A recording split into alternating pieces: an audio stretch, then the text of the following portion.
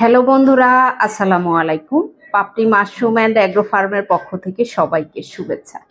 আশা করি সবাই ভালো আছেন।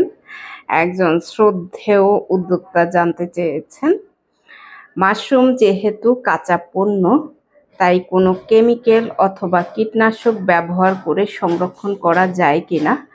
সব ধরনের কৃষি পণ্য বা খাবারের সংরক্ষণের জন্য তো অনেক কেমিক্যাল ব্যবহার হয় বা কীটনাশক ব্যবহার হয়। মাশরুমের ক্ষেত্রে এ ধরনের কোনো কেমিক্যাল আছে কিনা? না, একমাত্র মাশরুমই আছে, কোনো কেমিক্যাল ব্যবহার করা হয় না। সেটা চাষের ক্ষেত্রেও না, এবং আপনি যখন সংরক্ষণ করবেন সেটা একমাত্র ফ্রিজে সংরক্ষণ করতে পারবেন, কিন্তু এছাড়া কোনো কেমিক্যাল ব্যবহার করা হয় না। অর্থাৎ সকল খাদ্যপণ্যে কেমিক্যাল ব্যবহার করা হয়ে থাকলেও মাশরুমের ক্ষেত্রে কোনো প্রকার কেমিক্যাল ব্যবহার করা হয় না এবং করা যায় না।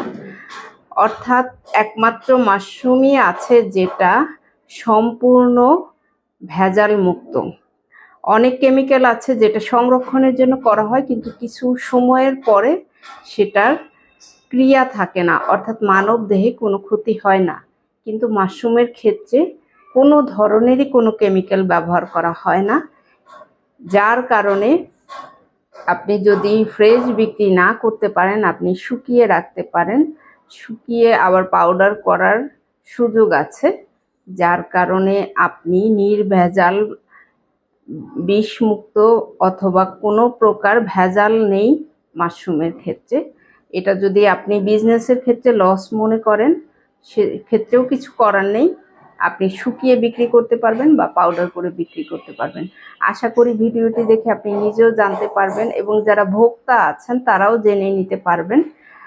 নিঃসন্দেহে মাশরুম প্রতিদিন খাদ্য তালিকায় রাখতে এ কারণেই বলা হয়, মাশরুম কোনো প্রকার কেমিক্যাল ব্যবহার করা হয় না, বা চাষের ক্ষেত্রেও না, বা সংরক্ষণের ক্ষেত্রেও না।